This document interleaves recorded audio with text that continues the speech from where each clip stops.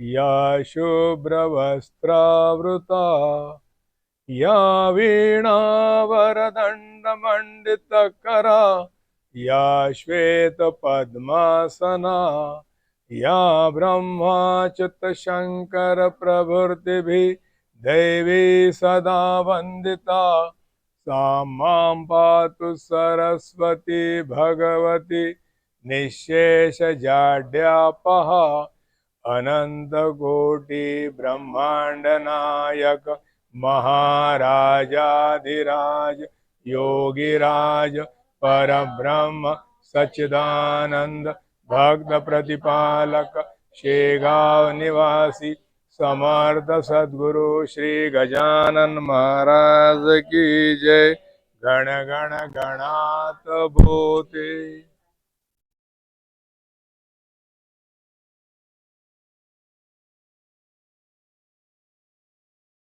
एकदा आनंदाने म्हणा जय गजानन, मनापासून म्हणा, राजश्री आणि गोपाळरावच्या घरी म्हणा, चेहरा हासरा करून म्हणा, महाराजांच्या चरणी म्हणा, प्रगट दिना निमित्त म्हणा जय गजानन। एक सारखी साडी दिसत आहे, होलसेल मध्ये घेतली वाटते, पारायण ग्रुप खूप छान वाटते, आमच्या बहिणी एक सारख्या। आता बस इथून आता हसणं सुरू करा, उदास चेहरा बिलकुल ठेवू नका, कारण की बघा टेन्शन समस्या येणारच आहे, ते असं होऊच शकत नाही का आपण एकदमच निश्चिंत राहू, असं कोणासोबतच होत नाही, प्रत्येकासोबत ते होते आणि त्याची चिंता करायची नाही। एक खूपच सुंदर दृष्टांत सांगतो बघा तुम्हाला। एक व्यक्ती राजमहल मध्ये आला आणि म्हणायला लागला, राजा माझ्या जो 2 हिरे आहे, हे हिरे याच्यात एक नकली आहे एक असली आहे, दोघे दिसायला एक सारखे दिसतात आणि ज्यांनी खरं खरं ओळखलं असली हिरा त्याला मी भरपूर इनाम देतो, नाहीतर मग मी घेतो। असं करता करता मी आजपर्यंत 5 वर्षापासून जिंकत आलेला आहो, बिलकुल हारलो नाही यामध्ये। राजाला खूप आश्चर्य वाटलं, त्याने म्हटलं आम्ही प्रयत्न करतो। ऊन होतं, दुपारची वेळ, राजा आपल्या कुर्सीवर बसला आणि समोर एका टेबलावर ते दोन्ही हिरे ठेवले, एक नकली एक असली। पहिले राजा गेला, त्याने सांगितले की हा असली आहे, तो नकली निघाला। नंतर लोक यायला लागले, पण प्रत्येक जण फसत होता, कोणीच असली हिरा ओळखू शकला नाही। पुष्कळ वेळ झाला, त्याच्यानंतर आता तो म्हणा लागला, राजा सांगितल्याप्रमाणे तुम्ही मला संपत्ती द्या, एक गाव तरी द्या, नाही तर सोनं नाणं चांदी हिरे द्या, कारण कोणीच ओळखू शकला नाही। तितक्यामध्ये एक व्यक्ती जो आंधळा होता, दोन्ही डोळ्याने त्याला दिसत नव्हतं, जन्मजात आंधळा होता, तो व्यक्ती उठला आणि हात जोडून म्हणायला लागला, राजा तुमची जर काही हरकत नसेल तर मी प्रयत्न करू का? राजाने म्हटलं, तुला डोळ्याने दिसत नाही, तू आंधळा आहे, तू काय ओळखणार आहे? डोळे असणारे लोक ओळखू नाही शकले, तू का ओळखशील? त्याने म्हटलं, मी प्रयत्न करतो महाराज, मला आज्ञा द्या। त्यांनी म्हटलं ठीक आहे, काही हरकत नाही। त्यांनी एक हिरा उचलला, आंधळ्याने आपल्या हातामध्ये खाली ठेवला, दुसरा उचलला, तो खाली ठेवला आणि म्हटलं की हा असली आहे। सर्वजण आश्चर्य करायला लागले, जो जिंकत होता आजपर्यंत त्यांनी म्हटलं मी 5 वर्षापासून शर्यत हारलो नाही आणि तू आंधळा आहे, तुम्ही कसं ओळखलं की हा नकली हिरा असली हिरा बरोबर कसं ओळखलं? राजा सुद्धा ओळखू शकला नाही, तुम्ही कसं ओळखलं? तर त्यांनी आंधळ्याने म्हटलं की क्षमा करा, इतकी ऊन आहे, गरम तापत आहे, मी एका हिऱ्याला हात लावला तर तो गरम होता, तो नकली होता, दुसऱ्या हिऱ्याला हात लावला तर तो थंड होता, म्हणून तो असली हिरा होता। इथून आपल्याला काय शिकायचं आहे? गरमी म्हणजे काय, ऊन म्हणजे काय? दुःख संकट जे आपल्यावर येतात, प्रत्येकावर येतात, संकटामध्ये जो शांत आणि थंड राहतो तो खरा हिरा। बोला जय गजानन। याच्यासाठी एकच शिका की हे डोकं अगदी थंड ठेवा, असं समजा की आता गरमीचे दिवस आले, बर्फाची लादी तुमच्या डोक्यावर ठेवून आहे, चिडचिड चिडचिड चिडचिड करून घराचं वातावरण खराब करू नका। बघा जे होणार आहे ते होणारच आहे। आणि मला एक सांगा की जेव्हा आपण महाराजांच्या चरणी आपलं मन आपला आत्मा वाहून दिला, पूर्ण आपण इतकी उपासना करतो, इतके जप करतो, पारायण करतो, आणि महाराजांना आपण सर्वस्वी वाहून दिलेलं आहे. शेगावच्या वाऱ्या करतो. मग टेन्शन कशाला घ्यायचं, डोकं थंड का नाही ठेवायचं. एकच लक्षात ठेवा की किती काही झालं तरी महाराज जे करतात ते त्यावेळेस आपल्याला वाटते काय बरोबर नाही झालं, महाराज कुठेतरी गडबड झालेली आहे, तुम्ही माझ्यासाठी बरोबर नाही केलं. परंतु भविष्यामध्ये तुमच्या लक्षात येईल की महाराजांनी जे केलं ते बरोबर केलेलं आहे. कारण आपले महाराज आपल्यासारखे योनीतून प्रगट झालेले नाही. जसा तुमचा माझा जन्म झाला तसा महाराजांचा जन्म झालेला नाही. हे संत लोक असेच असतात. संत नामदेव घ्या, चोखा मेळा घ्या, आपले महाराज घ्या, हे लोक प्रगट होतात. ते जाऊ द्या, कृष्ण भगवान प्रभू श्री रामचंद्रजी पूर्ण अवतार हे योनीतून झाले का? नाही. हे कौशल्य मातेसमोर प्रगट झालेले आहे, देवकी मातेसमोर प्रगट झालेले आहे. तसे आपले महाराज प्रगट झालेले आहे. कोणी काही म्हणो, आपल्याला त्याच्याशी काही घेणं देणं नाही. अक्कलकोट वरून आले आपले महाराज का सज्जनकडून आले, कुठूनही आले असतील, आपल्याला एक समजते ते आजच्या दिवशी आले होते. बोला जय गजानन. आजच्या दिवशी आपल्याला दिसले होते, तेवढं लक्षात ठेवा. आता चोखामेळाचं बघा ना, किती आश्चर्य आहे. एक ब्राह्मण जोडपं, ब्राह्मण आणि ब्राह्मणी विठ्ठल भगवंताच्या दर्शनाकरिता पंढरपूरला निघाले. ते रस्त्यामध्ये जात होते. त्यांची इच्छा झाली की आज आपण पंढरीरायाला आंब्याचा नैवेद्य लावू. त्यांनी आंबे घेतले आणि ते आंबे आपल्या हातामध्ये ठेवले. ते निघणार नैवेद्य लावण्याकरिता. पण आपल्या देवाला कुठं ते तेवढी सबुरी असते. देवानी एक छोटस बालकाचं रूप घेतलं आणि ते आंबे खाण्याकरिता तिथं आले आणि म्हणायला लागले, माई एक आंबा देणं, मला खायचा आहे, नैवेद्य लावायचं होतं. तर त्या ब्राह्मण आणि ब्राह्मणीने खूप आनंदी झाले. छोटासा मुलगा तिचा सावळा सावळा उभा टिळा लावलेला आहे, एकदम छान वाटत आहे, याला आंबा देऊ आपण. एक आंबा दिला. त्यांनी तो आंबा अर्धा खाल्ला आणि अर्धा आंबा त्या बाईच्या अंगावर फेकला. तिच्या तो पदरामध्ये येऊन पडला. तिने तो पदर असा केला आणि चालायला लागली विठ्ठल भगवंताच्या दर्शनाकरिता. आता नवरा पुढं, बायको माग, हे दोघं चालले. थोडं लक्ष द्या, हे दोघं चालले.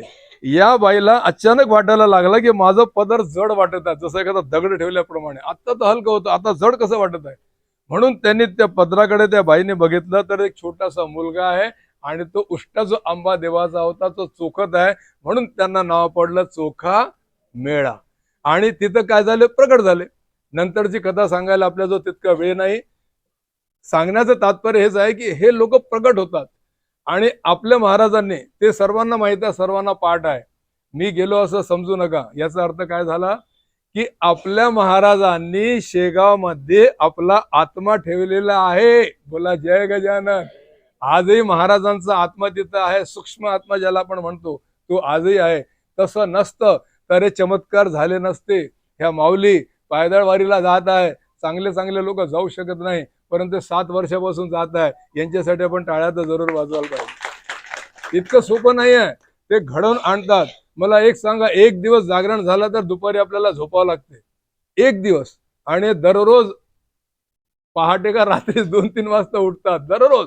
आणि 2-2 अध्याय वाचायचे, पायी चालायचं आहे, जे ग्रहण केलं ते खायचं आणि देवाचं दर्शन चालले. गण गणात बोधे जय गजानन जय गजानन जय गजानन. हे आपोआप होत नाही. यांची कृपा असल्याशिवाय, महाराजांचा आशीर्वाद असल्याशिवाय कधीच होत नाही. मला प्रचिती आलेली आहे, मी प्रवचनामध्ये सांगू शकतो. परंतु तुम्हाला जे प्रचिती आलेली आहे ते तुम्हाला कळते, ते मनामध्ये तुम्ही हसायला लागता आपोआप की महाराज तुम्ही माझ्यावर किती चमत्कार करता हो. आजचाच दिवस होता, आजचीच तिथी होती, सर्वांना माहित आहे. ही तिथी म्हणजे का, वद्य पक्ष, म्हणजे पौर्णिमेपासून अमावस्यापर्यंत वद्य आणि अमावस्येपासून पौर्णिमेपर्यंत शुद्ध, असे 2 पंधरवाडे असतात. त्यापैकी हा पौर्णिमेनंतर पौर्णिमेपासून अमावस्यापर्यंत ही सप्तमी तिथी, माघ वद्य सप्तमी तिथी. दिवस होता शनिवारचा, वेळ हीच दुपारची. आणि गाव कोणतं, शिवगाव, ज्याचं नंतर शेगाव नाव पडलं ते गाव. आता देवीदास पातुरकर यांच्या घरी त्यांच्या मुलाचं लग्न झालं होतं. लग्न झाल्यानंतर ऋतुशांतीचा कार्यक्रम असतो, म्हणजे लोकांना घरी जीव घालायचा. त्या काळामध्ये अशा पंगती मांडल्या गेल्या आणि देवीदास पातुरकर जे होते ते मठाधिपती होते, मठाधीश. म्हणून त्यांच्या इथं पुष्कळ लोक जेवायला आले. आणि जेवणाचं काय सांगायचं तुम्हाला, त्या काळाची वरण भात भाजी पोळी, आत्ताची नाही, त्या काळाची, म्हणजे शुद्ध सात्विक ऑर्गॅनिक नैसर्गिक आणि असं सुंदर जेवण प्रत्येकाला मांडण्यात येत होतं. बंकटलाल अग्रवाल ज्याचं वय 20 ते 22 वर्ष असेल आणि खूप पैसेवाला व्यक्ती, श्रीमंत धनाढ्य श्रीमंत व्यक्ती होता तो. त्याच्या वडिलाचं नाव होतं भवानीराम. त्यांच्या घरी खूप पैसा होता. तो बंकटलाल अग्रवाल आणि त्यांचे एक मित्र होते ज्यांचं नाव होतं दामोदर पंत कुलकर्णी. हे दोघं त्याच रस्त्याने जात होते. देवीदास पातुरकरच्या घराच्या बाजूला रस्त्याने निघाले तर काय बघतात की एका झाडाखाली उष्ट्या पत्रावे टाकलेले आहे आणि आपले महाराज प्रथम दर्शन समर्थ सद्गुरु श्री गजानन महाराज की. आपले महाराज 30 ते 32 वर्षाचं वय आहे. अंगामध्ये वस्त्र नाही, कारण या लोकांना वस्त्राचं काही भान नसते बघा. यांना काय म्हणतात विदेही. एक सुंदर प्रसंग आठवला भागवतचा, तुम्हाला फक्त 2.5 मिनिटात सांगतो बघा. शुकदेवजी महाराज ज्यांनी भागवतची रचना केलेली आहे, भागवत लिहिलेली आहे, त्यांचा व्यासजी महाराज ज्यांनी भागवत लिहिलेलं आहे, त्यांचा मुलगा शुकदेवजी ज्यांनी अभ्यास केला भागवताचा आणि प्रवचन दिलं राजा परीक्षितला. एकदा व्यासजी बाबा समोर चाललेले आहे, त्यांच्या मागे त्यांचा मुलगा शुकदेवजी जे शिवजीचे अवतार आहे. तुम्हाला आश्चर्य वाटेल, शुकदेवजी आपल्या आई अरणी देवीजीचं नाव होतं, तिच्या पोटामध्ये आपण किती महिने राहतो? 9 महिने. व्यास शुकदेवजी 12 वर्षपर्यंत आईच्या पोटामध्ये राहिले. बाहेर मला निघायचं नाही. त्यांना माहित होतं जग कसं आहे, माया कशी आहे. जेव्हा श्रीकृष्ण भगवंतांनी वचन दिलं की अरे बेटा तू आता बाहेर ये, मी तुझ्यावर माया व्यापू देणार नाही, तेव्हा शुकदेवजीने जन्म घेतला. समोर व्यासजी जात आहे, मागून शुकदेवजी येत आहे, पुढं बाप माग लेकरू, हे दोघं चालले. बाजूच्या नदीला स्त्रिया आंघोळ करत होत्या. जसे व्यासजी जायला लागले त्यांना लज्जा आली आणि त्यांनी आपले वस्त्र समेटून घेतले. त्याच्यानंतर हे व्यासजीने बघितलं. त्याच्यानंतर शुकदेवजी महाराज, व्यासजी तर कपडे घालून होते, शुकदेवजी महाराजांच्या अंगावर एकही वस्त्र नव्हतं. शुकदेवजी महाराज त्याच रस्त्याने जात आहे, स्त्रिया आंघोळ करत आहे, परंतु त्या आनंदाने आंघोळ करत होत्या. व्यासजींना आश्चर्य वाटलं, त्यांना राहावलं नाही गेलं. ते तिथून परत आले आणि या स्त्रियांना विचारलं, काय ग बाई, मी याचा बाबा, मी स्वतः भागवत लिहिणारा, मी याला भागवत शिकवली आणि मी बाबा असताना सुद्धा तुम्ही मी गेल्यानंतर अंग असं करून टाकलं, लज्जा यायला लागली तुम्हाला, आणि माझ्या मुलाच्या अंगावर एकही वस्त्र नाही, तो येत असताना तुम्ही आनंदाने आंघोळ करत होत्या. हे मला समजलं नाही, तुम्ही मला समजावून सांगा. स्त्रियांनी म्हटलं की व्यासजी महाराज क्षमा करा, तुमच्यापेक्षा तुमचा मुलगा जो आहे तो श्रेष्ठ आहे, कारण तुम्हाला आजही ही स्त्री आहे आणि हा पुरुष आहे, तुमच्या बुद्धीमध्ये आजही तो भेदभाव आहे. परंतु तुमचा मुलगा शुकदेवजी तो तर श्रीकृष्ण गोविंद हरे मुरारे करत करत निघत होता. त्याला काय घेणं देणं, वस्त्र अंगावर नसताना सुद्धा स्त्री आहे की पुरुष आहे हे त्याला बिलकुल भान नव्हतं. म्हणून तो गेल्यानंतर आम्हाला बिलकुल लज्जा आली नाही आणि आम्ही आंघोळ करत राहिलो. व्यासजींना खूप आश्चर्य वाटलं आणि त्यांनी त्या स्त्रियांना प्रणाम केला. असे आपले महाराज 30 ते 32 वर्षाची आयु, ते तर उष्टपत्र पत्रावळी आहे, त्यामध्ये उष्ट अन्न पडलेलं आहे. महाराज ते ग्रहण करत आहे. बाजूला एक भोपळा आहे, एक चिलीम आहे कापडामध्ये गुंडालेली, पांढऱ्या कापडामध्ये, आत्ता कुंभाराकडून आली अशी चिलीम, बिलकुल ब्रँड न्यू फ्रेश, आणि बाजूला तो भोपळा आहे आणि महाराज उष्ट अन्न खात आहे. आता इथं थोडं लक्ष द्या. प्रथमतः बंकटलाल अग्रवाल आणि दामोदर पंत कुलकर्णी यांनी आपल्या महाराजांना बघितलं आणि बंकटलाल अग्रवाल इथून तर महाराजांना समाधी दिल्यानंतर सुद्धा जिवंत होता आणि त्यांनी महाराजांचं पूर्ण आयुष्य बघितलेलं आहे. असा तो बंकटलाल अग्रवाल, जो नशिबान, ज्यांनी महाराजांचं प्रथम दर्शन घेतलं. प्रथम दर्शन घेतल्यानंतर या दोघांना वाटलं की ही विभूती आहे, काहीतरी आहे या व्यक्तीमध्ये. उष्ट पत्रावीचं अन्न खाता, उष्ट अन्न खात आहे, परंतु चेहऱ्यावर किती तेज आहे. त्यांचे जे हात आहे, हात हे गुडघ्यापर्यंत आहे. आजानुभाऊ ज्यांना म्हणतात, श्रीराम आणि श्रीकृष्ण जे भगवानचे जसे होते तसे हात आहे. इतकी छाती, वक्षस्थल किती सुंदर वाटत आहे. हे तर साधी व्यक्ती नाही, हे खूप मोठे योगी पुरुष आहे. दामोदर पंत आणि बंकटलाल अग्रवालने म्हटलं की महाराज, काही भूक लागली असेल तर आतमधून फ्रेश पत्राळी घेऊन येतो, असं उष्ट अन्न खाऊ नका. आणि देवीदास पातुरकर यांना विनंती केली की देवीदासजी, तुमच्या घरासमोर बघा झाडाखाली एक खूप मोठा महासंत आलेला आहे, त्याच्यासाठी तुम्ही एक पत्रावळी घेऊन या. देवीदास पातुरकर आनंदाने एक पत्रामध्ये अन्न घेऊन आले आणि महाराजांपुढे ठेवलं. आपल्या महाराजांना चवीचं काही घेणं देणं नव्हतं. सुनीती आणि सुरुची तुम्हाला माहित आहे, ही सुरुची आहे आणि ही सुनीती आहे, जास्त अंतर नाही आहे.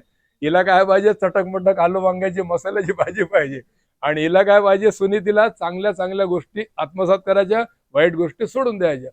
सर्वांना 80% लोकांना ही सुरुची आवडते, 20% लोकांना सुनीती आवडते. तर महाराजांची काय होती, सुनीती होती, बुद्धी जी होती एकदम श्रेष्ठ. महाराजांनी त्या चवीशी काही घेणं देणं नाही.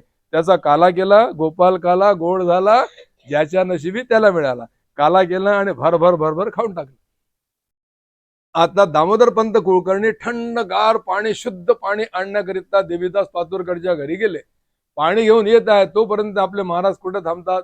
महाराजांनी तसेच हात पुसले आणि एक ओढा होता, नाला असा वाहत होता, त्याचं खूप खराब पाणी होतं, एकदम खराब.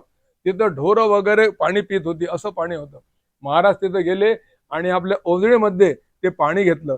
जसं महाराजांच्या हातामध्ये ते पाणी आलं तसेच एक गंगेसारखं स्वच्छ आणि निर्मळ झालं. बोला जय गजानन. ते निर्मळ पाणी झालं आणि महाराजांनी ते ग्रहण केलं. दामोदर पंत म्हणतात, महाराज मी तुमच्यासाठी पाणी घेऊन आलो आतमधून, थंडगार शुद्ध पाणी, आणि तुम्ही त्या नाल्याचे पाणी पिले. महाराज म्हणतात, इथं भेदभाव करू नको रे. इथं शुद्ध आणि निर्मळ, घाणेरडं आणि निर्मळ हा भेदभाव करू नये. आपला जन्म कशासाठी झाला, भगवंतांनी आपल्याला कशासाठी पाठवलं दामोदर पंत, याकरिता की आपण देवाला ओळखलं पाहिजे, भक्ती केली पाहिजे, आणि त्याच्यासाठी आपला जन्म झालेला आहे. आणि तुम्ही व्यवहारी म्हणला होता. आता मात्र ही गोष्ट ऐकल्याबरोबर बंकटलाल अग्रवाल आणि दामोदर पंत या दोघांनी महाराजांना प्रथमतः, आता आपण प्रणाम करतो, त्यांनी प्रथमतः महाराजांना साष्टांग लोटांगण घालण्याचा प्रयत्न केला. परंतु तितक्यामध्ये महाराज आपले भरकन तिथून निघून गेले. आणि नंतर काय झालं, आता इतका वेळ नाही आपल्या जो सांगण्यासाठी, महत्वाची कथा हीच होती. महाराज तिथून भरकन निघून गेले आणि त्या दिवशीपासून बंकटलाल अग्रवाल बेचैन होता. त्याला डोळे बंद जरी गेले, तुमच्यासोबतही होते, माझ्यासोबतही होते, पुष्कदा झालेला आहे. आपण जसं अंतरुणावर गेल्यानंतर डोळे बंद करतो, पटकन आपल्या समाधी दर्शन होते, कुठचं, शेगावचं, किंवा ही मूर्ती आपल्याला चांदीची मूर्ती एकदम दिसते आणि आपण दचकून उठतो एकदम. याला काय म्हणतात, आता तुम्ही भक्तीची पहिली पायरी चढलेली आहे. बोला जय गजानन. याचा अर्थ हा आहे. तर त्याला तेच तेच महाराज महाराज महाराज दिसत होते, शोधत होता. महाराज काही मिळाले नाही. बाबा भवानीराम म्हणतात, अरे बेटा तू असा उदास का आहे रे. त्यांनी म्हटलं, मी एका संताला बघितलेलं आहे, ते जोपर्यंत मला मिळणार नाही तोपर्यंत मला चैन पडणार नाही. रावणजी पंत देशमुखने म्हटलं, अरे जा शोध त्यांना. आणि नंतर तिसऱ्या दिवशी आपले महाराज कुठे मिळाले, संध्याकाळची वेळ, जसे गोपाल कृष्ण भगवान संध्याकाळची वेळ, गायी येत आहे आणि गायी अशा गोल गोल गोल गोल माणिक चौकामध्ये जमलेल्या आहे आणि मधामध्ये आपले महाराज आहेत, जसे कृष्ण भगवंत असतात. प्रवचन संपलं. समर्थ सद्गुरु श्री गजानन महाराज की. गण गण गणात बोते.